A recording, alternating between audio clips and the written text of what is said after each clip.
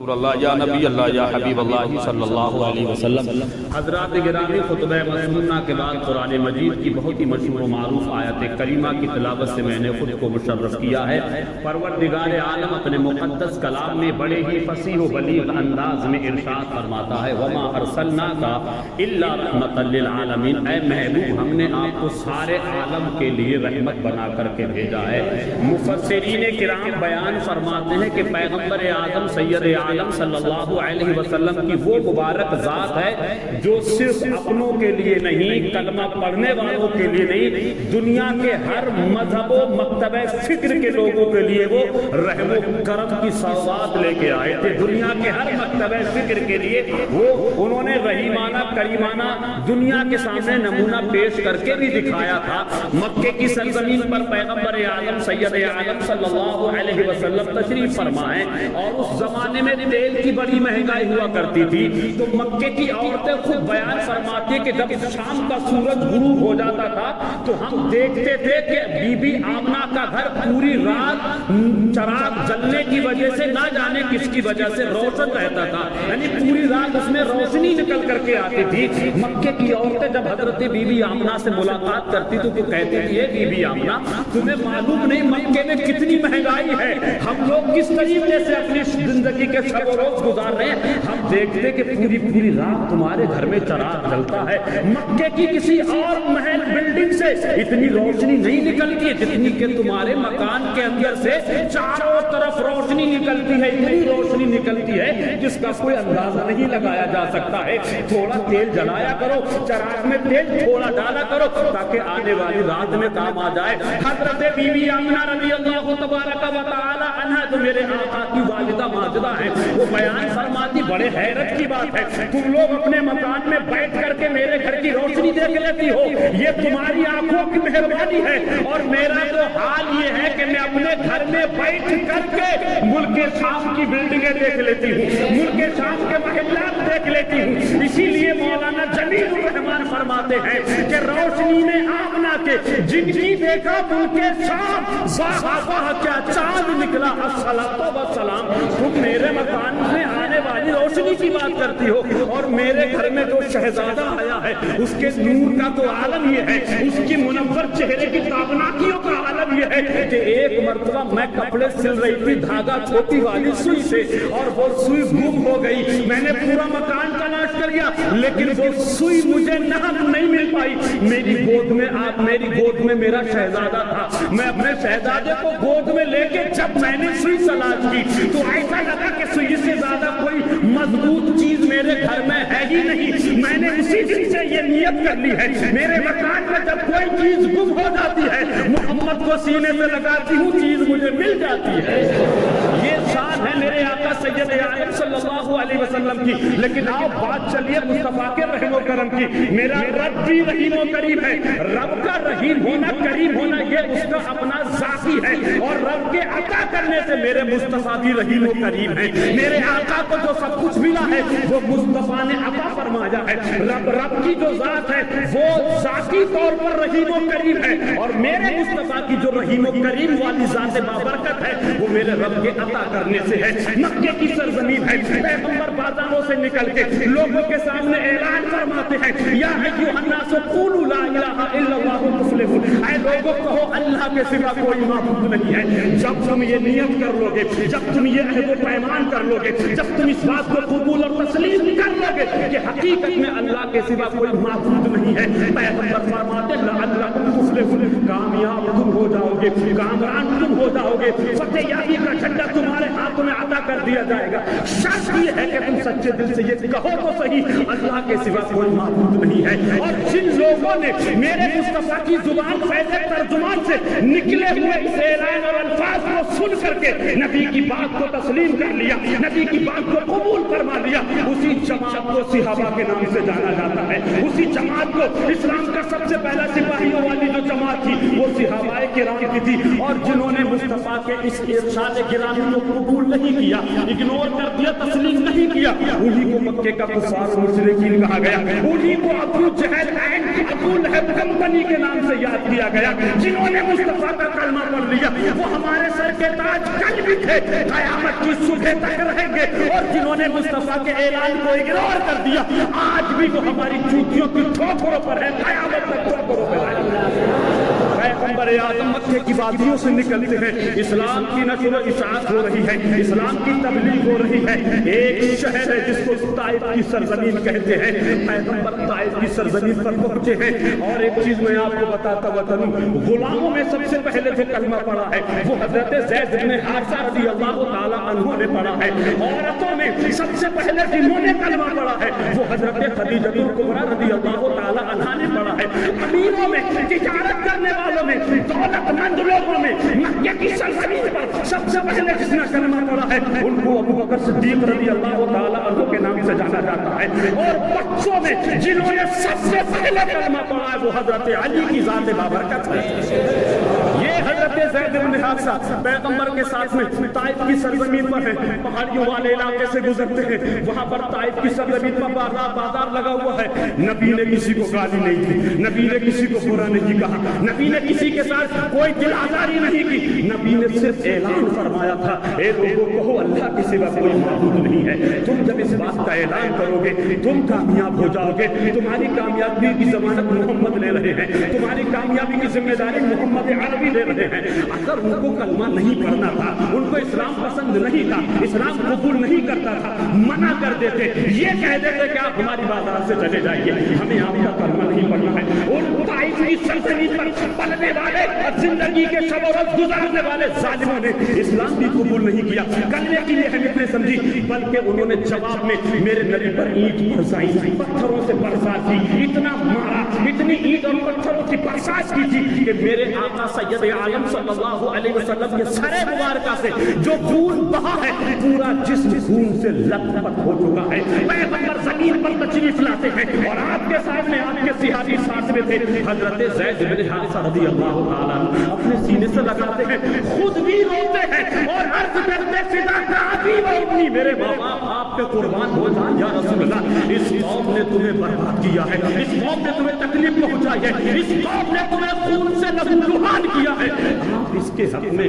دعائیں ہلاکت کیوں نہیں کر دیتے؟ آپ ان کے حق میں تباہی اور بربادی کی دعا کیوں نہیں کر دیتے؟ پیغمبر فرماتے ہیں چلو ٹھیک ہے آگے چلو، چھوٹا سا دریا پڑتا ہے، پیغمبر کو وہاں لے جایا گیا، حضرت زید بن حارثہ نے خون صاف کیا، گرد و غبار کو صاف کیا، خون اتنا جم گیا تھا میرے آقا کی نالین مبارکہ اور آپ کے تلوے شریف اتنے چپٹ گئے تھے کہ نالین مبارکہ کو نبی کے تلووں سے نکالنے میں مجھے دفعہ کو تکلیف ہو رہی تھی۔ پھر حضرت زید بن حارثہ بولنے لگتے ہیں مولا یہ کیا معاملہ ہے، تم پر ظلم و ستم کے پہاڑ توڑے گئے ہیں اور تم ہو کہ تم سب کا پیکا بنے ہوئے ہو، کیوں اس قوم کے لیے بددعا نہیں فرما دیتے، کیوں اس قوم کے لیے تباہی اور بربادی اور ہلاکت کے لیے ہاتھ کیوں نہیں اٹھا دیتے؟ ادھر میرے آقا پر ظلم و ستم ہو رہا ہے اور ادھر حضرت جبریل علیہ الصلوۃ والتسلیم جو سارے فرشتوں کے سردار ہیں وہ رب کریم کی بارگاہ میں عریضہ پیش کرتے مولا تو مجھے اجازت دے کہ میں مغرب اور مشرق پہ جو پہاڑیاں ہیں نا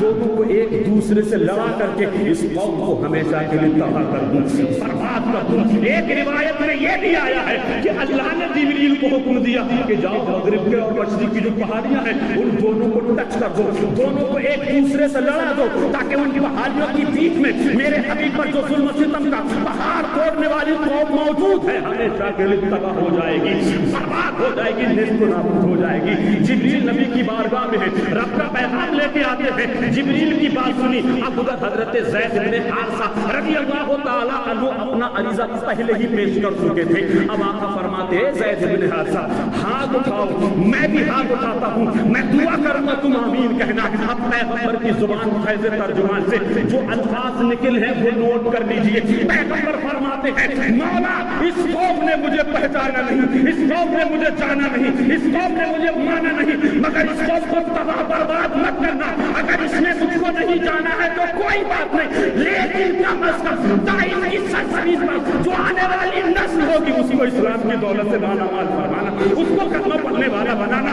اس کو اسلام کا وفادار سچا سپاہی بنانا۔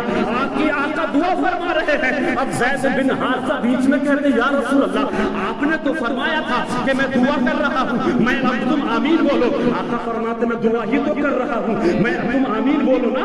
پھر حضرت زید بن حارثہ عرض کرتے ہیں یہ کیا معاملہ ہے, یہ معاملہ سمجھ سے باہر ہے, لوگوں نے تکلیف پہنچائی ہے اور آپ ان کے حق میں مغفرت کی, ان کے حق میں ہدایت کی دعا فرما رہے ہیں. تب پیغمبر نے اتنا سنا پھر جواب دیتے ہیں اے زید بن حارثہ سنو, میرے سر پر رب تبارک و تعالیٰ نے رحمت للعالمین کا جو تاج رکھا ہے نا, اس کی لاج رکھنے کے لیے میں یہ دعا کر رہا ہوں, کیونکہ رب نے مجھے رحمت للعالمین بنا کر کے بھیجا ہے. میں دوسروں کا ظلم و ستم تو برداشت کر سکتا ہوں, لیکن میں کسی کو پریشان نہیں کروں گا, میں کسی کے حق میں دعائیں ہلاکت نہیں کروں گا. کسی شاعر نے پیغمبر کے صبر و تحمل کو دیکھ کر کے کہا تھا نبی نے سبق یہ سکھایا ہے ہم کو, نبی نے سبق یہ سکھایا ہے ہم کو, خوشی سے اٹھا لینا ہر ایک ستم کو.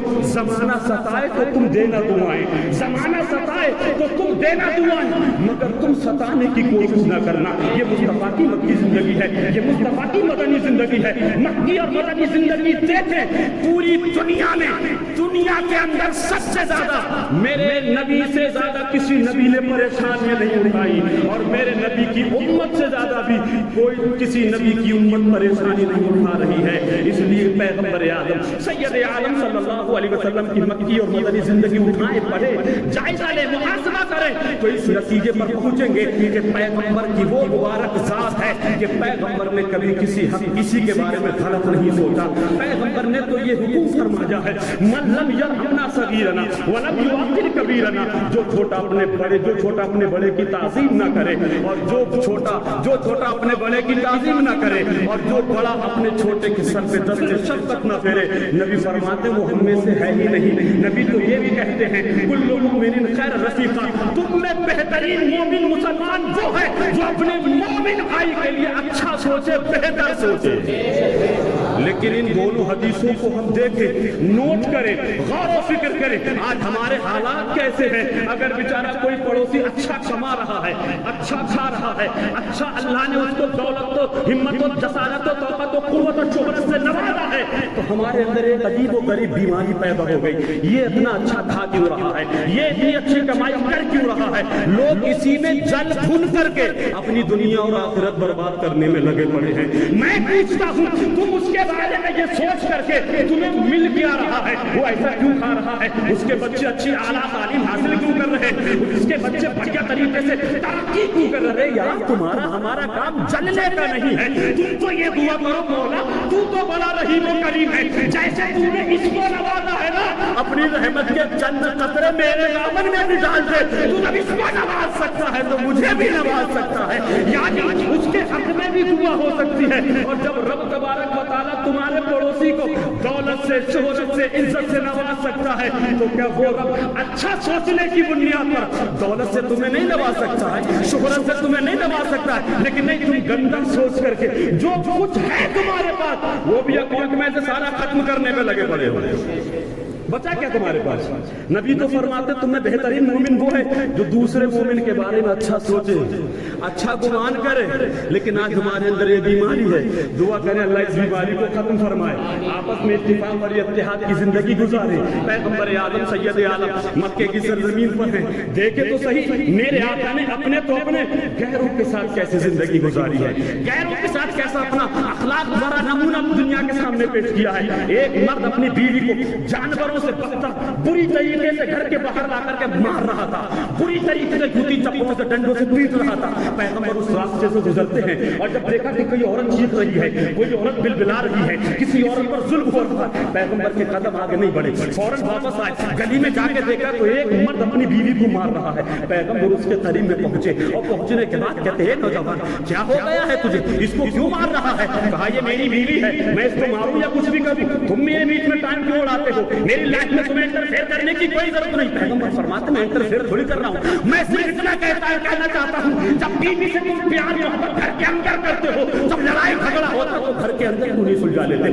गली में लाके इसकी बेइज्जती क्यों कर रहे हो? ये भी किसी के बाप के जिगर का टुकड़ा है, ये भी किसी की आंखों का तारा है, ये भी किसी भाई की अमानत है। अगर तेरी बहन के साथ कोई ऐसा करे तू बर्दाश्त करेगा? तेरे बाप की बेटी के साथ कोई ऐसा जुल्म करेगा, तेरा बाप बर्दाश्त करेगा? सोच ले, अगर इसी जगह पर तेरी अपनी बहन होगी तो बोल तेरा कलेजा फटेगा कि नहीं फटेगा? और इससे तो मेरा कोई रिश्ता ही नहीं है, और जो रिश्ता है तो वो इंसानियत का रिश्ता है।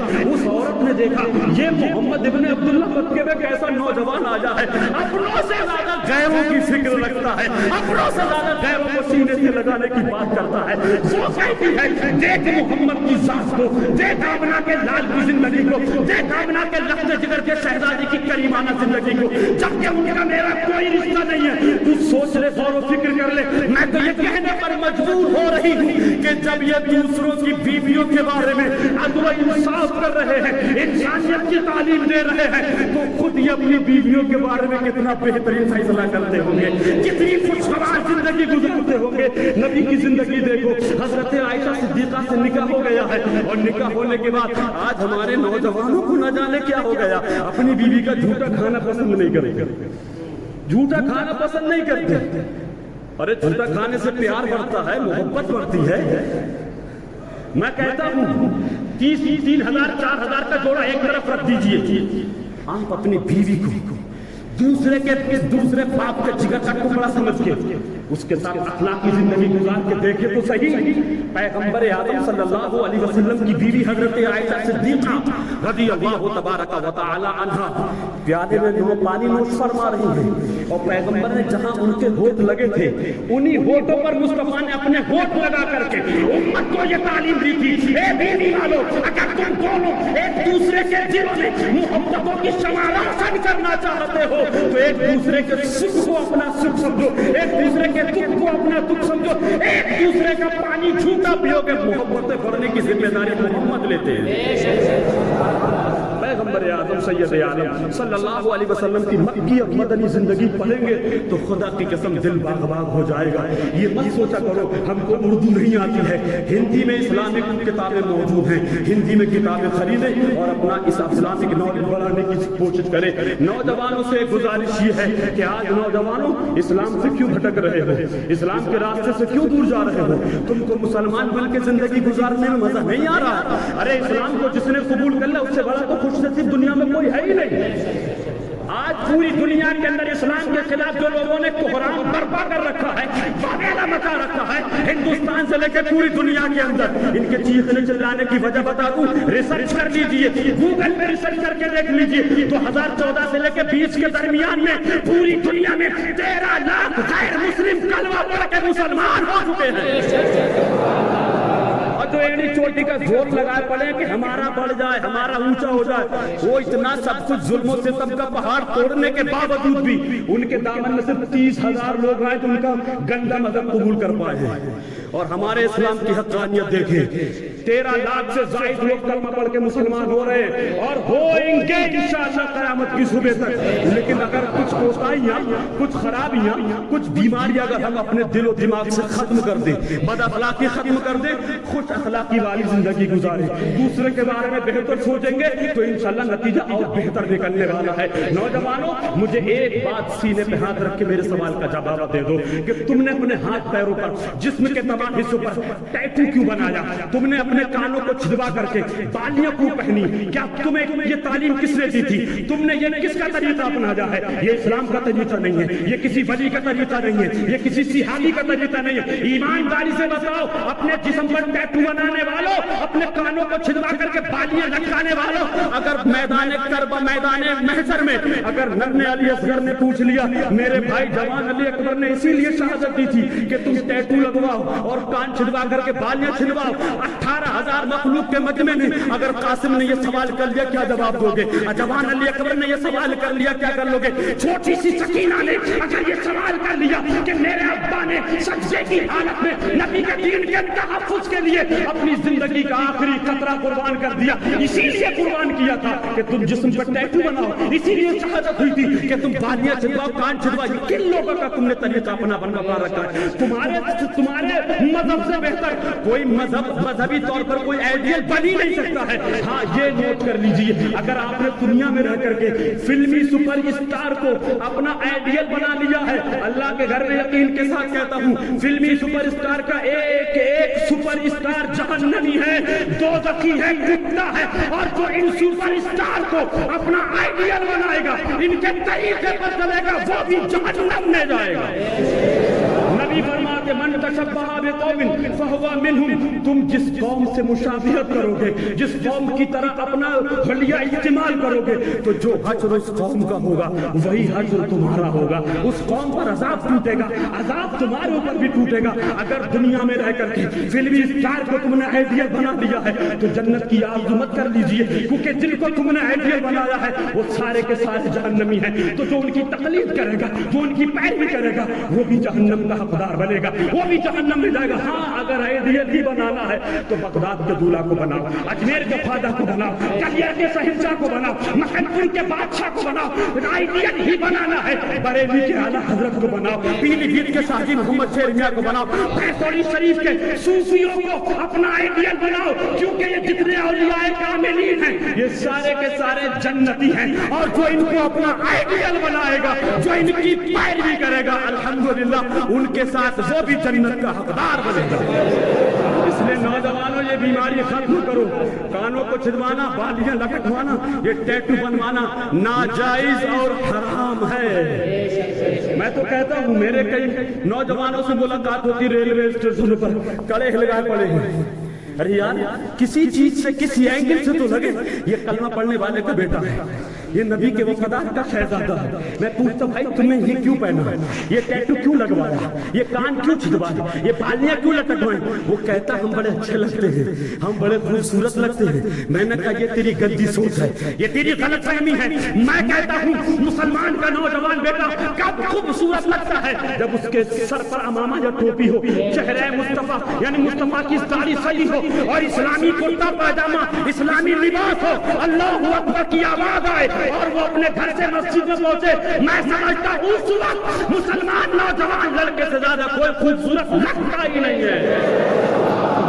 اس لیے والدین بھی یہاں پر تشریف فرما ہے. میں گزارش کروں گا اپنے اپنے نوجوان بیٹوں کو اس گندی حرکت سے دور رکھیں, اور آپ خود بھی اسلامک ماحول بنائیں, آپ خود بھی سچے مسلمان بن کے جیے اور اپنے بچوں کے اسلام کی تعلیم دیں. یہ سارے گندے کام چھوڑ دیجئے, اس طریقے سے اپنی زندگی گزاریے کہ تمہارے قول اور فعل اور عمل سے تمہارے اپنے بھی تم سے خوش ہوں اور تمہارے بیگانے بھی تمہارے کیریکٹر کو دیکھیں, تمہارے کردار کو دیکھیں, تمہارے گفتار کو دیکھیں, تمہارے اٹھنے بیٹھنے کو دیکھیں, تمہارے بولنے چالنے کو دیکھیں, تمہارے سونے جاگنے کو دیکھیں. مذہبی اعتبار سے, سماجی کے اعتبار سے جب دنیا میں رہ کر کے تم اس طریقے سے زندگی گزارو, تمہارا کردار بڑھیا ہو, کیریکٹر بہترین ہو, گفتار اچھی ہو, کردار بڑھیا ہو, اخلاق اچھے ہوں, تو جو آج اسلام کو مٹانے کی ناکام کوشش کر رہا ہے نا, وہ یہ سینہ ٹھوک کے کہنے پر مجبور ہوگا جب مدینے کے تاجدار کے امتی غلاموں کے اخلاق کا یہ عالم ہے, تو مصطفیٰ جو مدینے میں تشریف فرما ان کے اخلاق کا عالم کیا ہوگا.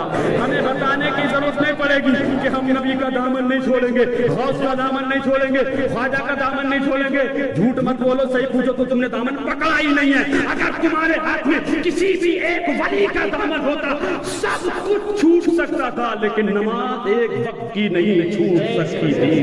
اس لیے دعویٰ ہو تو دلیل بھی ہونا چاہیے, صرف دعوے سے کام نہیں چلے گا. اخلاق مصطفیٰ کو اپناؤ, بزرگان دین کے کیریکٹر کو اپناؤ, بزرگان دین کے طور طریقے کو اپناؤ, اور پھر دیکھو تمہاری زندگی کس طریقے سے خوشگوار ماحول میں گزرے گی. تب دنیا کے سامنے یہ نمونہ پیش کر سکتے ہو, یا خدا جسم میں جب تک کہ میری جان رہے, تجھ پہ صدقے تیرے محبوب پہ قربان رہے, کچھ رہے یا نہ رہے, پر یہ دعا ہے کہ امیر موت کے وقت سلامت ہم سب کا ایمان رہے. اللہ سے دعا ہے کہ اللہ ہمیں اور آپ کو بالخصوص بزرگوں نوجوان ساتھیوں کو کو، یہ ٹیٹو، ناک، کان چھدوانا، بالیں لٹکوانا، ان تمام خرابیوں سے اور اس گندی بیماری سے نوجوانوں کو محفوظ فرمائے، اور ہم تمام مسلمانوں کو نماز پنجگانہ جماعت کے ساتھ ادا کرنے کی ہمت اور توفیق نصیب فرمائے۔ استغفر اللہ ربی من کل ذنب واتوب الیہ، صدق و دل سے کلمہ طیبہ پڑھ لیں، اشہد ان لا الہ الا اللہ واشہد ان سیدنا محمد عبدہ ورسولہ۔ خدا حافظ، وما علینا الا البلاغ۔ السلام علیکم ورحمۃ اللہ۔